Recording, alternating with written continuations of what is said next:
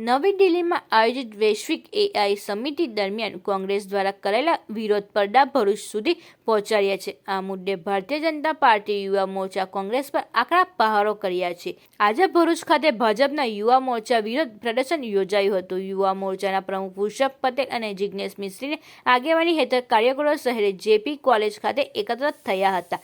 ત્યારબાદ કાર્યકરોએ રેલી સ્વરૂપે શીતળ સર્કલ પહોંચ્યા હતા। ત્યાં તેમને કોંગ્રેસ વિરોધી સૂત્રોચ્ચાર કરીને ઉગ્ર વિરોધ નોંધાવ્યો હતો। પ્રદર્શન દરમિયાન કાર્યકરોએ રાહુલ ગાંધી અને ભારતીય રાષ્ટ્રીય કોંગ્રેસના પુતળાનું દહન કરવામાં પ્રયાસો કર્યા હતા। જોકે સ્થળ પર હાજર પોલીસે તેમને રોકતા પોલીસ અને કાર્યકરો વચ્ચે થોડીવાર માટે ખેંચતાણ સર્જાઈ હતી। પોલીસે તાત્કાલિક પરિસ્થિતિને કાબૂમાં લીધી હતી। ભાજપ યુવા મોરચાના કાર્યકરોએ કોંગ્રેસ વિરોધમાં જોરદાર સૂત્રોચ્ચાર કર્યા હતા અને સમગ્ર ઘટનામાં શાંતિપૂર્વક રીતે સંપન્ન થઈ હતી।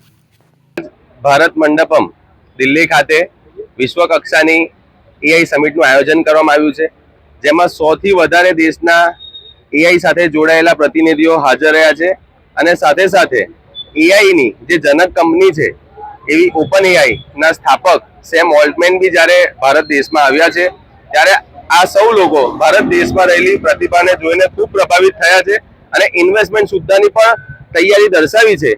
ત્યારે આ કોંગ્રેસીઓ દ્વારા એમના પેટમાં તેલ રેડાયું છે। દેશનો વિકાસ, દેશનું પ્રતિષ્ઠા, દેશનું સન્માન આગળ વધતું જોઈ એ હંમેશા વિરોધની નીતિમાં આવી જતા હોય છે। ત્યારે ગત રોજ કોંગ્રેસના અમુક કાર્યકર્તાઓ દ્વારા તેમની પાર્ટીની જેમ બિનઅધિકૃત રીતે પ્રવેશ લઈ અને નિર્વસ્ત્ર થઈને ભારત દેશના પ્રધાનમંત્રીશ્રીનો અને દેશમાં યોજાયેલ એઆઈ સમિટનો વિરોધ કર્યો છે, જે અમો યુવા મોરચો અને ભારતીય જનતા પાર્ટી ભરૂચ જિલ્લો સખત શબ્દોમાં વખોડી કાઢીએ છીએ અને ખાસ સંદેશો આપવા માંગીએ છીએ કે રાજનીતિમાં વિરોધ હોય ચોક્કસપણે એ માનવામાં આવે, પરંતુ જ્યાં દેશના આત્મસન્માન, સન્માન અને પ્રતિષ્ઠાની વાત હોય ત્યાં વિરોધ ન હોવો જોઈએ। છતાં જો એમની આ પ્રમાણેની માનસિકતા રહેશે તો આવનારા સમયમાં આ પ્રજા એમને કોઈ પણ જગ્યાએ શાસનમાં આવવા નહીં દે અને સક્રિય રાજનીતિથી પણ દૂર કરી દેશે। અસ્તુ, ભારત માતા કી જય, વંદે માતરમ।